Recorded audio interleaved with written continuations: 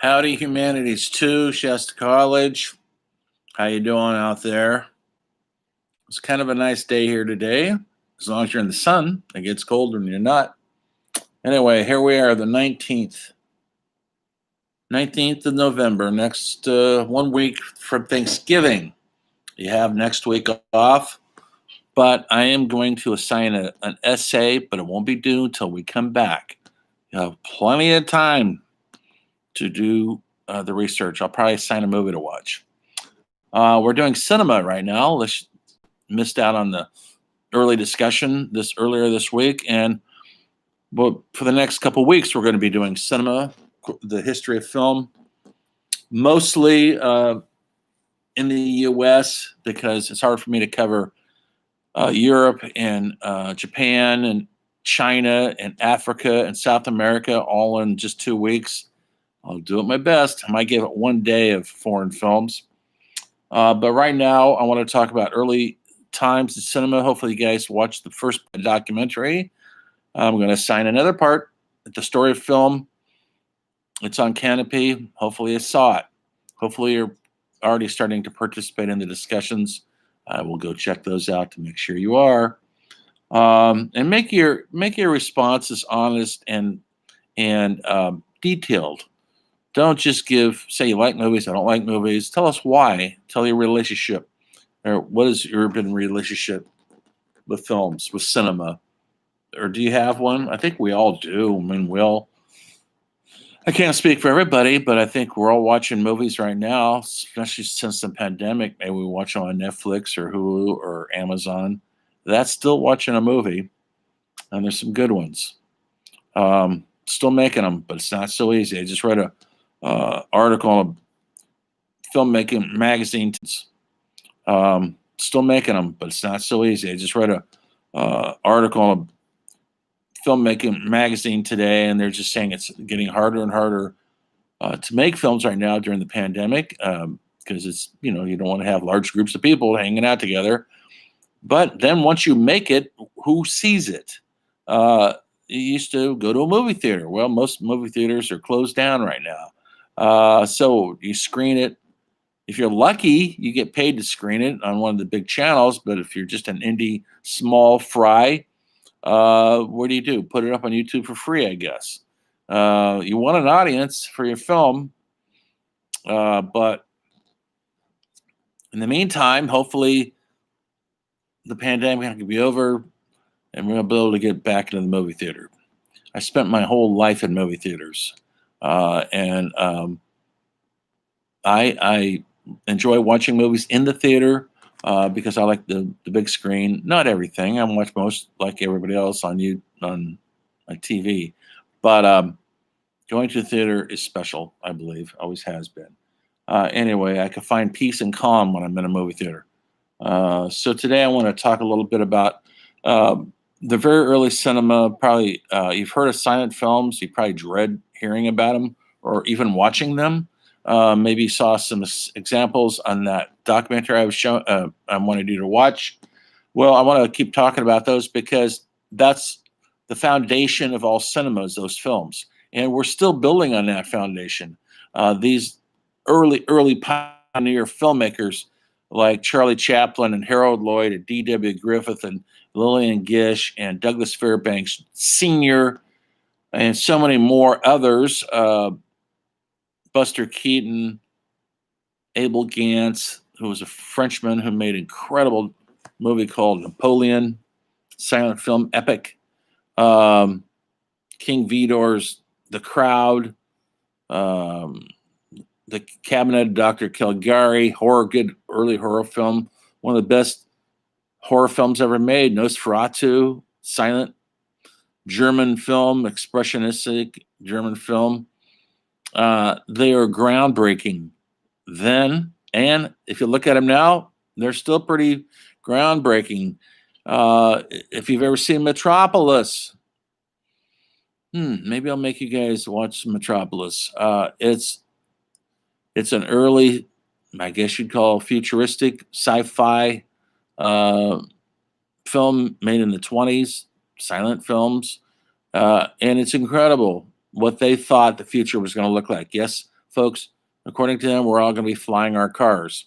That didn't quite happen. But a lot of this stuff kind of did. Some of it did sort of happen. And it's a very forward-looking film. It's hard to make a sci-fi film if you get all the science wrong. They get some of it right. And the dystopian world they create of the privileged power people get to live the good life, and the other underdog people who have to keep the rich and powerful functioning their world don't live such a good life. And that was made many 100 years ago. So it was cutting edge then, and to have your film still be cutting edge 100 years later, that takes a lot of insight and talent. And before they had the technology that we do now with a cell phone, we can make a sci-fi epic with all the little apps we could get on here and all the hoo-ha. We can make an epic sci-fi film on that little phone if you're creative enough. Well, they didn't have that then. They had to come up with the stuff. They had to invent it, and invent they did. So I want you guys to go look at an early film. I'll sign it. Go check it out. Tell me what you think. You could be part of the discussion board. It's called Trip to the Moon. You tell me what you think. Made in 1905 in France. I guess you would say it's literally the first science fiction film ever made. It's only 10 minutes long, folks. Very crude, very inventive. You need to see it. And then you'll say to your friends that you've seen the coolest, earliest sci-fi film ever made. If we were in the classroom together, we'd watch it together, and we would have a nice discussion about it. Hopefully, if you want to discuss things, that's up to you. So once the camera got invented, and then they figured out how to perform in front of the camera, early performances were mostly like theatrical performances. Do you know what that means? Like stage performances on a theater. Like the actors are up there on the stage, and the audience is the camera, essentially. That's how early silent films mostly were, until a guy, and so they filmed the actors up there, the camera's down here as the audience, and there's a stiffness to it all, a formality to it all. They didn't use close-ups. They didn't do dolly shots, pan shots. They didn't have the to do. These cameras are very, very primitive. You had to hand crank the camera with a crank on the side of the camera. No battery operated, nothing. And they cranked them at a frame rate of 17 frames a second. That's why if you ever watch a silent film or seen a clip from it, it appears like the actors are kind of jerky. Well, it's because it was filmed in a slower ratio than what we usually do nowadays. Is 24 frames a second.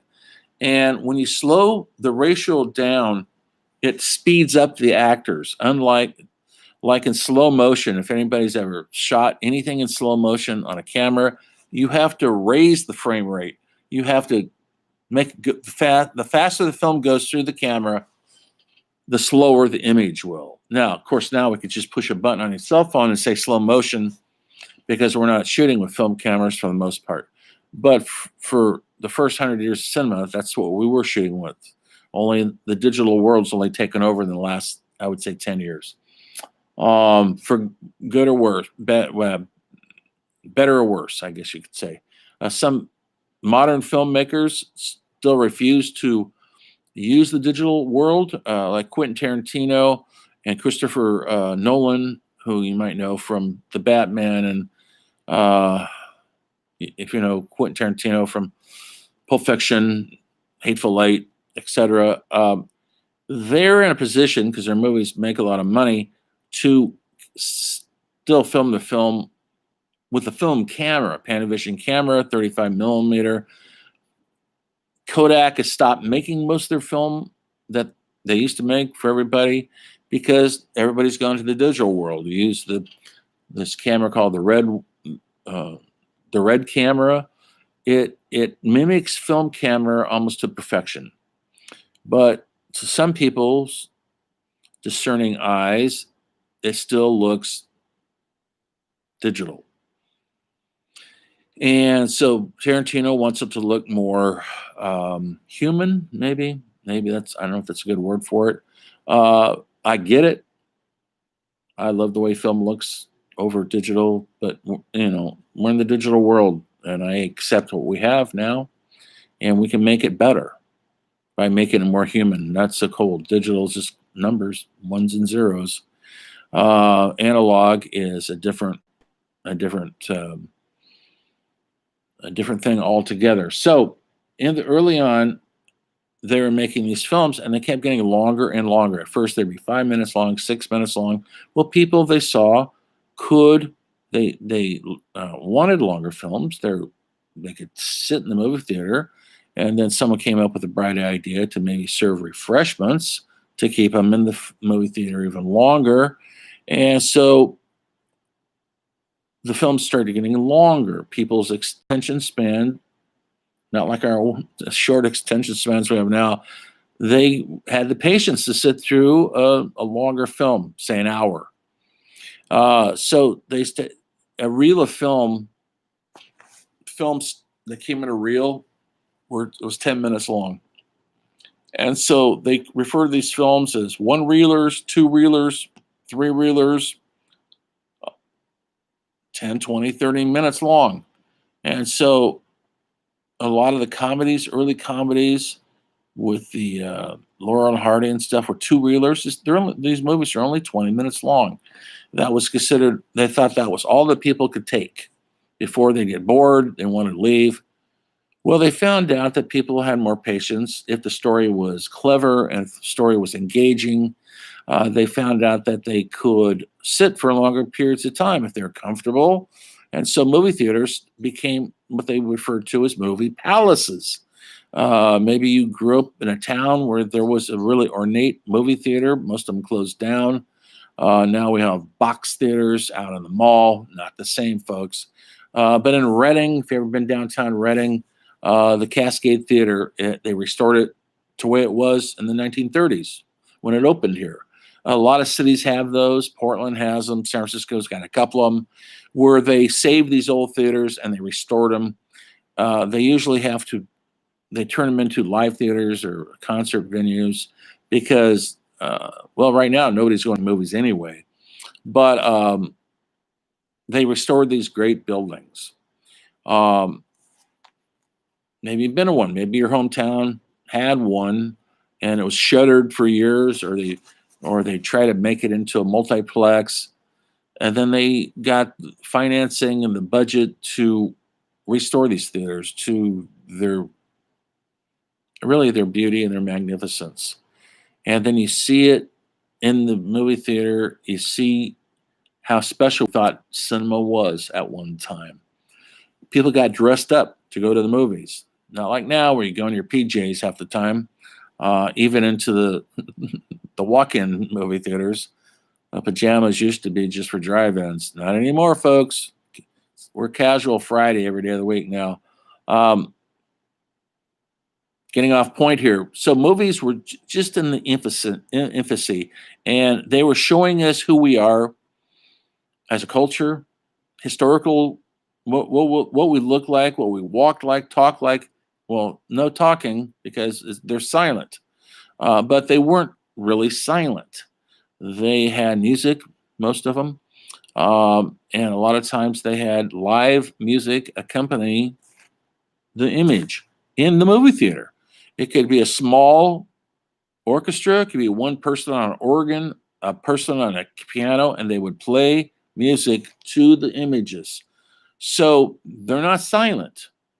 And some movies even had sound effects. They had a way to put in sound effects later, so you could hear things like automobiles, and if they had a war film, you could hear explosions. That was all put in later to great expense and great hardship, but they weren't totally silent. The only thing that's silent is people speaking. because they did not have the ability to record live live recordings and movie sets, and so people couldn't talk. Right? They're talking. If you watch a silent film, you'll see them talking and they're having conversations, and then they have essentially the written dialogue comes on the screen, what they're saying. Um, so people are still talking. We just couldn't hear them. And so the acting had to be more expressive, had to be more physical. They had to. That's why silent acting seems so broad, and you might think corny. What are they so overwrought for? When they cry, they really cry.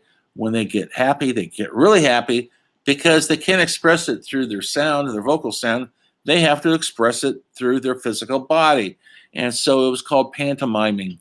And so when people were nervous and overwrought, they would rub their hands like this, like they were nervous and overwrought. Now, I don't know about you, but when I'm nervous and overwrought, I don't do this.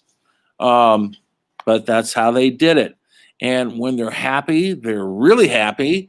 And when they're sad, they're really, really sad. And maybe there's some sad violin music to go along with it on the soundtrack.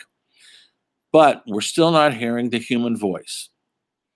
Did they miss it? And a lot of my students who watch these films think, well, the audience must have just been craving for them to talk. No, they weren't, folks. They didn't know any better. Silent films to them was as cutting edge as filming your movie now on a cell phone is now. It was cutting edge technology. It's all they had. So they didn't miss what they didn't have. And so people weren't coming out of the movie theater going, gosh, I just wish they could speak. They didn't need to because the filmmakers were clever enough and smart enough to convey the story through images. It is called a movie after all. Moving images, not still images of people talking like so much of television is. Think about television right now. It's usually people standing and talking. Now, is that cinema? Is that a movie? It's being filmed or on a digital camera, but they're not doing anything physical. The camera's not doing much. They are talking a lot, and they're saying the whole story. They're telling the whole story instead of showing the whole story through visual images. And so the early silent films had to show their story visually. And so in many, many, many ways, they were a lot more clever than we are now because we could show anything, anyhow we want just through a computer program. So if you want a shot from outer space into somebody's bedroom, you could do it with a guy who knows how to do that on the computer. So so the technology made them more creative, made them hungry to do what they had to do to get their story across. And so when you watch something like a 1915 film by D.W. Griffith called Birth of a Nation, and it was set in the Civil War, and you see these big battle sequences, you go, well, how did they film that? Wow, look at that. It looks like a real battle sequences. By the way, it was not filmed in the South. It's filmed in the San Fernando Valley after they cut down all the orange trees. Actually, before they cut those down, the valley was still, if you know anything about LA, it was still out in the middle of the boonies. And so that movie takes place in the Civil War, and they stage these big Civil War scenes with 1,000 extras dressed in uniforms, shooting guns, fighting each other. How'd they film this? They had all sorts of cameras going. They had cameras. They would put cameras. I'm not exaggerating. They would put a camera on the belly of a horse as it was running through the field, and so we could see other horses running. They would hook it onto the horse's stomach. They figured out all sorts of ways to put the camera on cables, up ladders to get shots that would convey a battle. And when you watch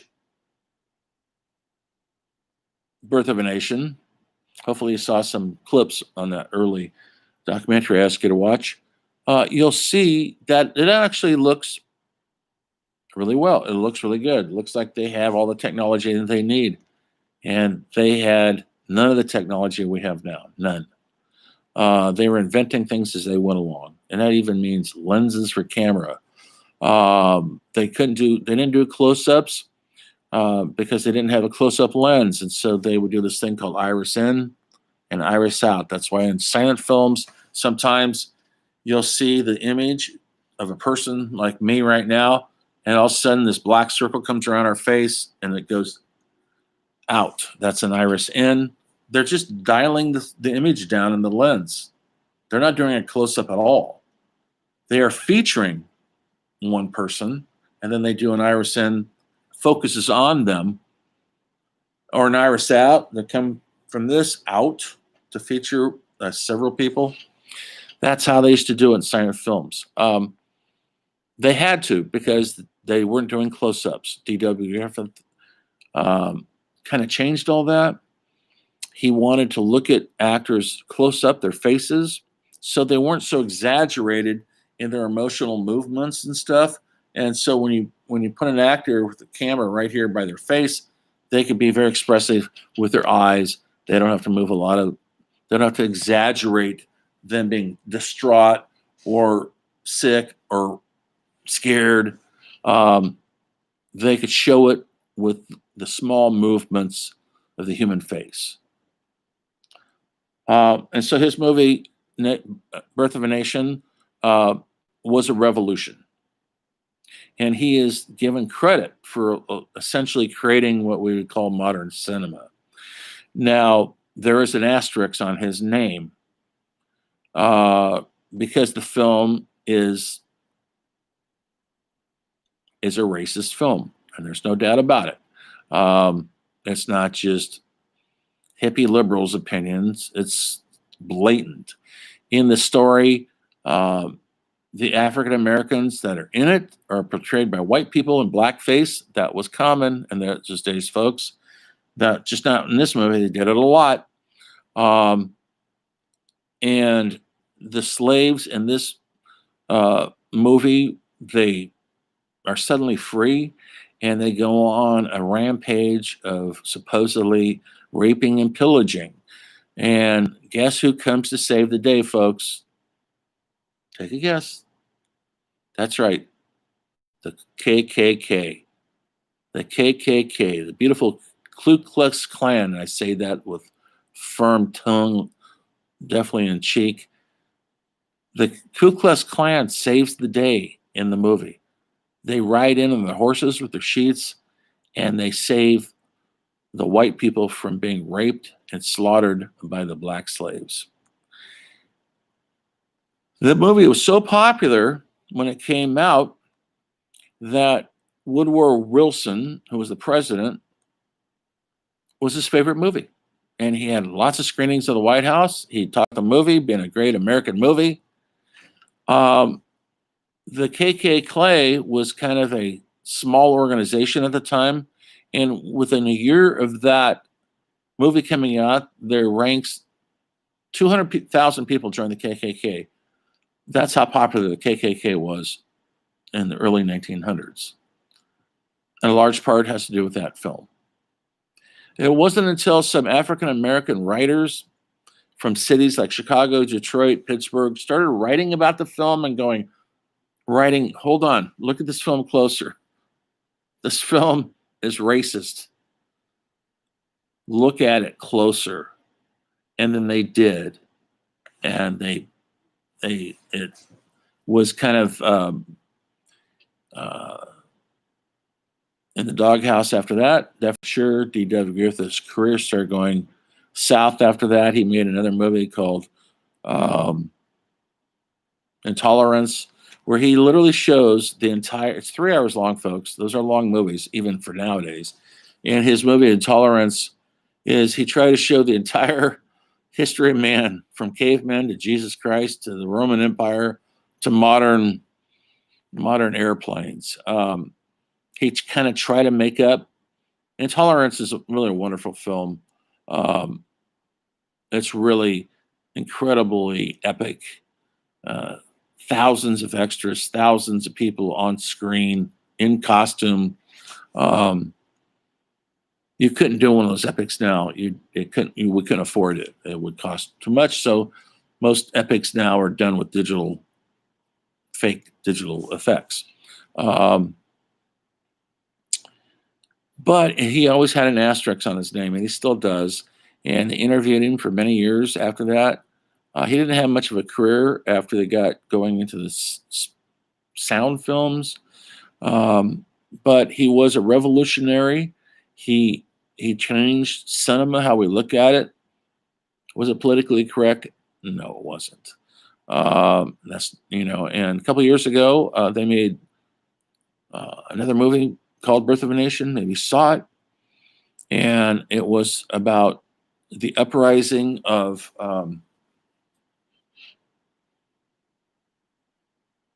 there was an uprising, African American uprising, right before the Civil War, and that's what that's about. The movie has nothing to do with the original; it just shares the same title. And now this is the Black experience during those evil times when slavery was in fashion. So Griffith goes down in history with that hooked on his name. But people still had to look at his films, other filmmakers, and how they could get inspired by what they saw, not about the story, but about the technical stuff.